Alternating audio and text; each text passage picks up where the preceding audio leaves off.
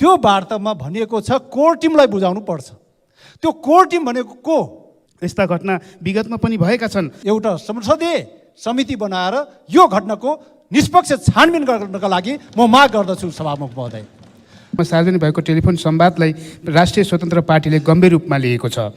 गर्नुपर्ने कामहरू सही समयमा सही काम गर्यो कि गरेनौ, तिम्रो नियत ठिक छ कि छैन भनेर प्रश्न गर्न पाइन्थ्यो। काठमाडौँ महानगरपालिकासँग देखिएको टकरावलाई सम्बोधन गर्नका निम्ति आजै सम्माननीय प्रधानमन्त्रीजीले पहल कदमी लिएर काठमाडौँ महानगरपालिकासँग संवाद गरियोस्। तपाईँहरूको सम्मानमा परेको चोटप्रति हामी क्षमा प्रार्थी चाहन्छौँ। यसमा संलग्न जतिसुकै ठुलो नेता भए पनि कारबाहीको दायरामा ल्याउनै पर्छ, कानुनको कठघरमा उभ्याउनै पर्छ। म निवेदन गर्न चाहन्छु सभामुख महोदय। यो घटनाले पर्नको संसदको गरिमामा पर्न भएको मानवर्धनलाई क्षमा प्रार्थी भन्दै माननीय सदस्य श्री सन्तोष परियार।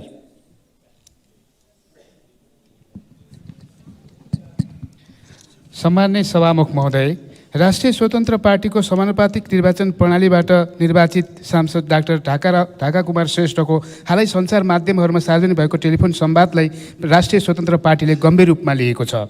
उक्त अडियो रेकर्ड सार्वजनिक भए लगत्तै हाम्रो पार्टीले उक्त टेलिफोन वार्ताका सम्बन्धमा सत्य तथ्य छानबिन गरी 3 दिनभित्र केन्द्रीय समितिमा प्रतिवेदन पेश गर्न पार्टीको केन्द्रीय अनुशासन तथा आचरण समितिलाई निर्देशन दिएको छ भने यो छानबिन पुरा नभएसम्मका लागि सांसद तथा पार्टीका साधारण सदस्यका हैसियतले समेत कुनै पनि काम कारबाही नगराउन समेत डाक्टर श्रेष्ठलाई निर्देशन दिएको छ। त्यस्तै केन्द्रीय अनुशासन तथा आचरण समितिले हिजै यस सम्बन्धमा 24 घण्टाभित्र स्पष्टीकरण पेश गर्न डाक्टर श्रेष्ठलाई निर्देशन दिएको छ। हामी यहाँ बैठक बसिरहँदा सम्भवतः उहाँको स्पष्टीकरण आइसकेको होला र छानबिनको प्रक्रिया अघि बढ्यो होला भन्ने म सामान्य सभामुख समक्ष यो जानकारी राख्न चाहन्छु।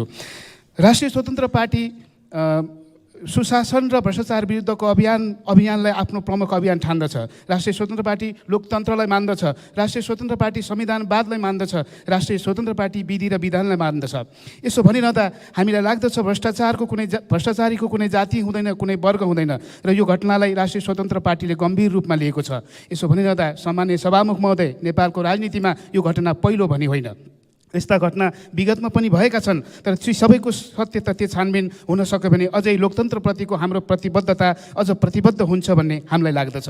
म यो सम्माननीय सभामुख मार्फत माननीय प्रतिनिधिसभा सदस्यहरूलाई हाम्रो प्रतिनिधिसभा सदस्य मार्फत घटेको घटनाले तपाईँहरूको सम्मानमा परेको चोटप्रति हामी क्षमा प्रार्थी चाहन्छौँ र यो सम्माननीय संसदको गरिमा बढाउने राष्ट्रिय स्वतन्त्र पार्टीको यो अभियानमा हामी अछुण्ड रहनेछौँ र यो घटनाले हामीलाई कतै पनि विचलित गर्ने छैन भनी यहाँहरूलाई जानकारी गराउन चाहन्छु। भविष्यमा पनि यस्ता घटनाहरूबाट संसदीय दलभित्र रहेका राष्ट्रिय पार्टीहरू यस्ता घटनाबाट पर रहनुपर्छ र लोकतन्त्रलाई अझ सुदृढ अझ समृद्ध बनाउनुपर्छ भन्ने जानकारी गर्दै म राष्ट्रिय स्वतन्त्र पार्टीका तर्फबाट यो घटनाले पर्नको संसदको गरिमामा पर्न भएको मानवर्धनलाई क्षमा प्रार्थी भन्दै मेरो कुरा यही टुङ्ग्याउँछु। धन्यवाद। सभामुख महोदय, अङ्ग्रेजीमा एउटा भनाइ छ, The worst disease in the world today is corruption and there is a cure, transparency. यही भनाइबाट म आफ्नो कुरा अगाडि बढाउन चाहन्छु कि वास्तवमा आजको महान यो रोग अथवा सबभन्दा खराब रोग केही छ भने त्यो भ्रष्टाचार नै हो र भ्रष्टाचारको उपचार छैन भन्ने होइन सभामुख महोदय। भ्रष्टाचारको उपचार पनि छ, त्यो भनेको पारदर्शिता हो। तर बडो विडम्बनाका साथ भन्नुपर्दछ सभामुख महोदय, प्रतिनिधि सभा सदस्य भइसकेकाहरूले मन्त्री बन्नकै लागि कुनै एउटा व्यवसायीसँग बडो गफगाफ, त्योमा लाग्छ त्यो पारदर्शी ढङ्गले गफगाफ गरेको सुनिन्छ। योभन्दा लज्जाबोध के हुन सक्छ सभामुख महोदय? अनि सुन्छु म यहीँ दुधको बिरालो दुधको साँची बिरालो बसेको नि यहीँ सुन्दैछु म। योभन्दा विडम्बना के हुन सक्छ सभामुख महोदय? त्यसकारणले म निवेदन गर्न चाहन्छु सभामुख महोदय, त्यो वार्तामा भनिएको छ कोर टिमलाई बुझाउनु पर्छ। त्यो कोर टिम भनेको को? त्यसको पनि छानबिन गर्नु पर्दैन सभामुख महोदय। त्यस कारणले गर्दाखेरि यसको छानबिनका लागि आज यो संसदभित्रको एउटा प्रतिनिधि सभा सदस्यले गरेको वार्तालापको सन्दर्भमा, भ्रष्टाचारका सन्दर्भमा, कमिसनको सन्दर्भमा यो संसद चुप लागेर बस्न हुँदैन सभामुख महोदय। त्यस कारणले गर्दाखेरि आजकै दिनमा यही बैठकबाट एउटा संसदीय समिति बनाएर यो घटनाको निष्पक्ष छानबिन गर्नका लागि म माग गर्दछु सभामुख महोदय। सँगसँगै सँगसँगै अर्को पनि घटना मुलुकमा बडो लाज मर्दो ढङ्गबाट आएको छ सभामुख महोदय। नेपालीलाई भुटानी शरणार्थी बनाइदिने सभामुख महोदय, अनि भुटानी शरणार्थी बनाएर अमेरिका पठाइदिन्छु भनेर लाखौँ करोडौँ रुपियाँ असुल उपर गर्ने हजारौँ जनतासँग उठाइएको समाचारहरू आएका छन् सभामुख महोदय। त्यसो भएपछि यसमा ठुलै नेताहरूको पनि नाम जोडेर सञ्चार माध्यममा आइपुगेको छ। अनि ठुलोलाई चैन सानोलाई ऐन हुन्छ कि सभामुख महोदय? नत्र होइन भने यस घटनामा जति ठुलै नेताको नाम जोडिए तापनि गृह प्रशासन काप्न हुँदैन सभामुख महोदय। मार्फत भन्न चाहन्छु म, गृह प्रशासनले दरोसँग खुट्टा टेकेर यसमा संलग्न जति सुकै ठुलो नेता भए पनि कारबाहीको दायरामा ल्याउनै पर्छ, कानुनको कठघरमा उभ्याउनै पर्छ। म निवेदन गर्न चाहन्छु सभामुख महोदय। यति कुरा निवेदन गरेर बिदा चाहन्छु। धन्यवाद। मान्य सदस्य श्री प्रेम सुवाल। सभामुख महोदय, 5 पटक मन्त्री खाएका एकजनाले संस्मरणमा लेख्नुभयो, मन्त्री भनेकै अरबौँ भ्रष्टाचार गर्ने पद भयो। आज राज्यको चौथो अङ्ग आम सञ्चारमा सत्ता गठबन्धनकै एक सांसदले स्वास्थ्य मन्त्री हुन पार्टीलाई 2-2.5 करोड रुपियाँ बुझाउनु पर्ने बताएको टेलिफोन रेकर्ड सार्वजनिक हुँदा यो पुष्टि भयो कि भन्ने प्रश्न उठ्यो। गठबन्धन सरकारले सिंहदरबारलाई भ्रष्टाचारको अखडा बनाउन खोजेको हो र? गठबन्धनका नेताहरूले यसबारे सदनमा बोल्नु जरुरी छ। सभामुख महोदयसँग आग्रह गर्छु। सत्ता गठबन्धनकै एक सांसदको लगानी भएको ललितपुरको बखुन्डोलमा समित अपार्टमेन्ट बनाउन उपकरण चलाइँदा सन्धियारका घरहरू भाँसिएको, ज्यान जोगाउन रातारात अन्यत्र सर्नु पर्यो। यो सांसदको 1 वर्षमा 40 अर्ब नाफा भएको पनि सार्वजनिक भयो, तर सरकारलाई कति राजस्व तिर्यो सार्वजनिक भएन। यसबारे पनि सत्ता गठबन्धनका सम्बन्धित दलले बोल्नु जरुरी छ। मन्त्री भइसकेका छोराहरूको संलग्नतामा 875 जना नेपालीलाई भुटानी शरणार्थी बनाएर पठाउने भनी करोडौँ अमेरिका पठाउन करोडौँ रुपियाँ ठगी गरियो। अख्तियार के गर्दैछ?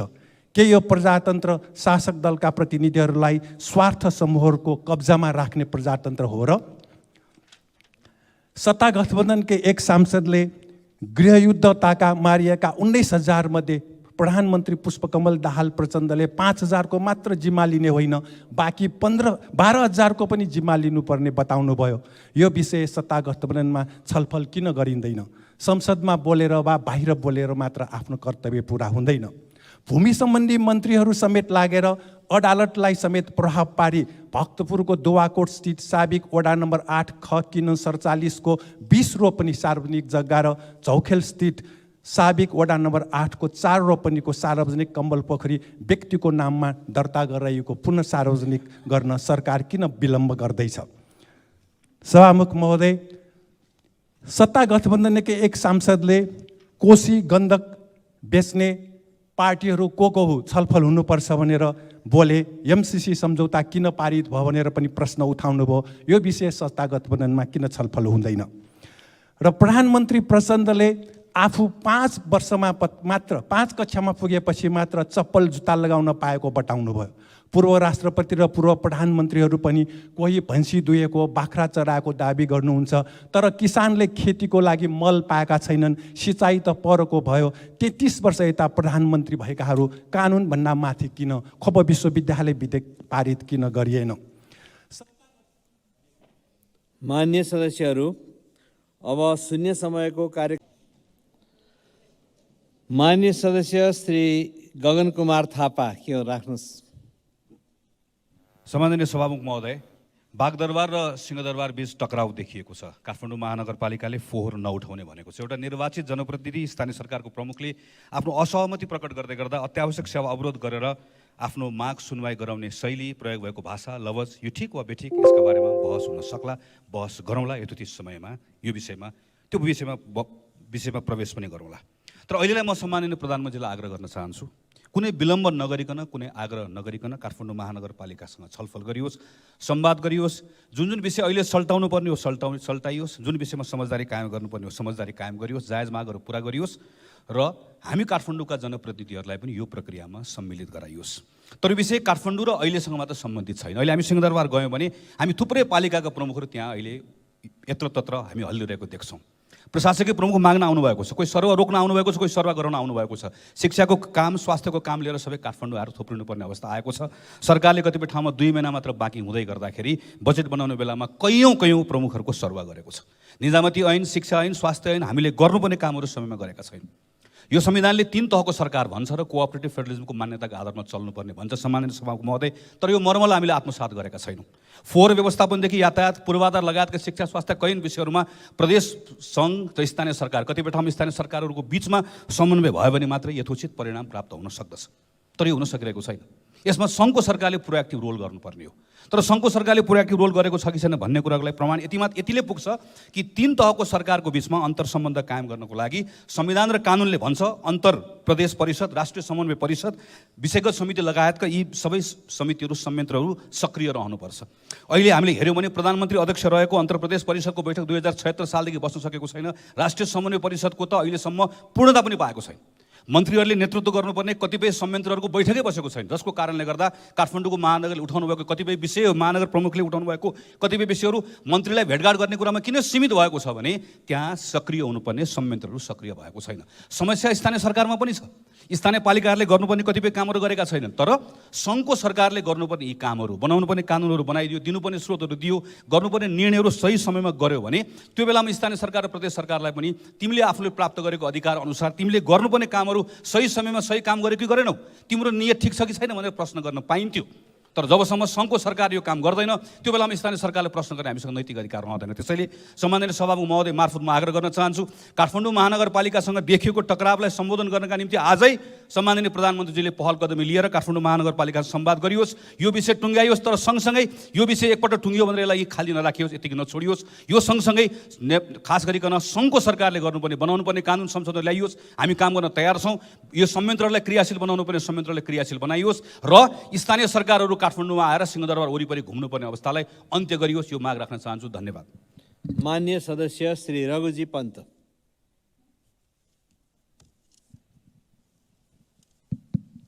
सभामुख महोदय, नेपालले कुनै पनि देशमा चलेको विखण्डनकारी आतङ्कवादी क्रियाकलापलाई समर्थन गर्दैन। तर हिजो र आज अन्तर्राष्ट्रिय सञ्चार माध्यमहरू, भारतीय सञ्चार माध्यम र नेपाली सञ्चार माध्यममा नि एउटा समाचार आइरहेको छ कि खालिस्तानी आन्दोलनकारी अमृतपाल सिंह नेपाल प्रवेश गरे भन्ने आशंकायुक्त समाचारहरू आएका छन्। र त्यो मात्र आएन, सबभन्दा संवेदनशील केले बनायो भन्दाखेरि हाम्रो सुरक्षा संयन्त्रले खोज तलास गर्दा नेपालमा छ भनेर पत्ता लाग्न सकेको छैन, पत्ता लगाउन सकेको छैन। तर वीरगञ्ज नाका र बाँकेको जमुना नाका भएर भारतीय सुरक्षा संयन्त्रका कर्मचारीहरू नेपाल प्रवेश गरेका छन् र उनीहरू अमृतपाल खोज्न भनेर आएका छन् भन्ने समाचारहरू छापेको छ। कुनै पनि बाह्य देशको सुरक्षा कर्मीलाई नेपालको कुनै पनि कानुनले नेपालभित्र पसेर त्यसरी खोजबिन गर्ने अधिकार दिएको छैन। नेपाल एउटा स्वतन्त्र सार्वभौम देश हो। यसले आफ्नो आत्मनिर्णयको अधिकार आफै प्रयोग गर्छ। यसले ठुला अरू देशले बाट भागेर आएका अपराधीहरूलाई पनि नेपालको सुरक्षा संयन्त्रले पक्रेको छ। उदाहरणको लागि हामी चार्ल्स स्वराजको घटना हेर्न सक्छौँ। धेरै देशको सुरक्षा संयन्त्रलाई छल्यो तर नेपालमा आएर पक्राउ परेर जेल जीवन बिताएर गयो। हाम्रो सुरक्षा संयन्त्रमाथि अविश्वास उत्पन्न हुने गरी भारतीय सुरक्षा कर्मीहरू यहाँ आएर यसरी खोजिरहेका छन् अमृतपाल सिंहलाई भन्दाखेरि हाम्रो सुरक्षा संयन्त्रमाथि अविश्वास उठ्यो र नेपालको कानुनले यो एलाउ गर्दैन भने यसरी बाह्य देशका सुरक्षा कर्मीहरू नेपालभित्र बलजफ्ती पस्ने कुरा उपयुक्त होइन। नेपाल सरकारले यसबारेमा अविलम्ब नेपाली जनता र यो संसदलाई जानकारी गराउनुपर्छ। त्यति मात्र होइन सभामुख महोदय, पटक खुला सिमानाको दुरुपयोग भएर यता अपराध गरेर उता जाने, उता अपराध गरेर यता आउने लामो समयदेखि यस्तो प्रक्रिया चलिरहेको हुँदाखेरि यो खुला सिमाना तस्करीको अपराधको अखडा हुने एउटा उदाहरणहरू पटक पटक देख्छौँ। हुँदाखेरि यो खुला सिमानालाई नियन्त्रण गर्न र बाह्य यस्तो हस्तक्षेपलाई बाह्य सुरक्षाकर्मीहरू यसरी आउने प्रक्रियालाई रोक्न नेपाल सरकारले के सोचिरहेको छ र यो घटनाबारे नेपाल सरकारले अविलम्ब संसदलाई जानकारी गराओस् भन्ने सभामुख महोदय मार्फत माग राख्न चाहन्छु। धन्यवाद। मान्य सदस्य श्री सञ्जय कुमार गौतम। सम्मानीय सभामुख महोदय, बर्दिया जिल्लामा बाघले आक्रमण गर्ने, मान्छे मार्ने, घाइते बनाउने क्रम तीव्र हुँदै गएको छ। यही चैत्र 25 गते 12 बर्दिया नगरपालिका वडा नम्बर 3 मा रहेको जलजला सामुदायिक वनमा सुरज थारू 20 वर्षीय सुरज थारू बाघको आक्रमणमा परि घाइते भएका छन्। उनी गम्भीर घाइते छन् र नेपालगञ्जमा उपचार गराइरहेका छन्। चैत्र 6 गते मधुवन नगरपालिका वार्ड नम्बर 5 को चिरौटे सामुदायिक वनमा बाघकै आक्रमणबाट समुद्री बुढा मगर र धनसरा गुरुङको मृत्यु भयो। यो कुनै नयाँ घटना होइन सभामुख महोदय, प्रत्येक महिना 1 र 2 घटना भइ नै रहेका छन्। बर्दिया जिल्लाका जनताले संरक्षणमा अतुलनीय योगदान पुर्याएका छन्, तर पीडामा छन्, दुःखमा छन्। आफ्नो खुट्टामा आफै बन्चुरो हाने जस्तो मध्यवर्ती क्षेत्रका जनता झन्झन असुरक्षित र कष्टकर जीवन यापन गरिरहेका छन्। सभामुख महोदय, हामीले बाँच्न त पाउनु पर्यो नि। नेपालमा वन्यजन्तु संरक्षण सुरु भए यताका वर्षहरूमा संरक्षणकर्मीहरू, सुरक्षाकर्मीहरू र सर्वसाधारण गरी 450 जनाभन्दा बढीले ज्यान गुमाइसकेका छन्। नेपालमा सन् 2010 मा बाघको सङ्ख्या जम्मा 121 वटा मात्र थियो, हाल 355 वटा पुगेको छ। बर्दिया जिल्लामा मात्रै सन् 2010 मा 18 वटा बाघ रहेकोमा आज बर्दिया राष्ट्रिय निकुञ्जमा 125 वटा बाघको सङ्ख्या भएको छ। बाघको सङ्ख्या दिन प्रतिदिन बढ्दै गएको छ, तर नेपाल सरकारले यो बाघको सङ्ख्या कति पुर्याउने भन्नेमा नीतिगत रूपले स्पष्ट भएको छैन। सरकारको नीति के हो सभामुख महोदय? बुढा बाघहरू मारिवे बस्तीहरूका लागि जोखिमपूर्ण देखिन थालेका छन्। तिनीहरूको व्यवस्थापनमा सरकार गम्भीर देखिँदैन। उच्च जोखिममा भएका मानव बस्तीहरूको स्थानान्तरणको योजना कुनै पनि देखिँदैन। यसको योजना छ कि छैन? वन्यजन्तु र मानव बीचको सहअस्तित्व कायम गर्न वन्यजन्तुलाई वनमै र मान्छेलाई घरमै राख्ने रणनीति अवलम्बन गर्नुपर्दछ। सम्मानीय सभामुख महोदय, यसका लागि सरकारले जङ्गलसँगको आत्मनिर्भरता घटाउने उपायहरूको अवलम्बन गर्नु पर्यो। दिगो वैकल्पिक जीविकोपार्जनको व्यवस्था मिलाउनु पर्यो। बाघ, हात्ती, गैंडा लगायत हिंसक वन्यजन्तुहरूको वैज्ञानिक वासस्थानको व्यवस्थापन गर्नु पर्यो। बस्तीसँग जोडिएको फ्रिङ एरियाको नियमित अनुगमन र व्यवस्थापन गर्नु पर्यो। वन्यजन्तुको आनीबानीमा परिवर्तन गर्न सकिँदैन सभामुख महोदय, तर मान्छेको आनीबानीमा परिवर्तन हुन सक्छ। त्यसकारण मान्छेको बिहेभियर चेन्ज गर्नका लागि चेतनामूलक कार्यक्रमहरू अझ प्रभावकारी ढङ्गले सञ्चालन गर्नु पर्यो। साथसाथै सम्मानीय सभामुख महोदय, सरकारसँग देशभरिकै मध्यवर्ती क्षेत्रका जनताको न्यूनतम 25 लाख बराबरको जीवन बिमा, घर गोठ, पशु चौपाया, कृषि बाली हानि नोक्सानीको बिमा निःशुल्क गर्नलाई जोरदार माग गर्छु। सरकारले विशेष राहतको प्याकेजहरू ल्याउनु पर्यो। घना जङ्गल र मानव बस्ती बिचमा इलेक्ट्रिक फेन्सिङ, कङ्क्रिट फेन्सिङको माग गर्छु। मेरो निर्वाचन क्षेत्र बर्दियामा ढकेला, खैरेनी, थुमनी, अस्नेरी, अमैया, राजा, बेतेनी जस्ता बस्तीहरू छन् जसमा तत्काल फेन्सिङको आवश्यकता छ। सम्बन्धित निकायको ध्यान आकर्षित गर्न चाहन्छु। राजमार्ग र हुलाकी सडकहरूमा वन्यजन्तु मैत्री, ओभरपास र अन्डरपासको निर्माण सरकारको ध्यान गएको छैन। आवश्यक छ, ध्यान जाओस्। सभामुख महोदय, वाइल्ड लाइफ टुरिज्मको नेपालको पर्यटन व्यवसायको मान्य सदस्य, समय सकियो। मान्य सदस्य श्री रोशन कार्की। सभामुख महोदय, हामी यहाँ संसदभित्र बसेर कानुनी राज्यको कुरा गर्छौँ, विधिको शासनको कुरा गर्छौँ र एउटा उखान छ, निमुखा जनताहरूलाई ऐन, ठुला बडालाई चैन। म यहाँ एउटा घटनाको बारेमा बोल्न गइरहेको छु। ललितपुर जिल्लाको कुपन्डोल हाइटमा शुक्रबार राति त्यहाँ केही घरहरू भासिए। त्यो घरहरू कुनै पनि प्रकारको भुइँचलो पनि आएर भासिएको थिएन सभामुख महोदय।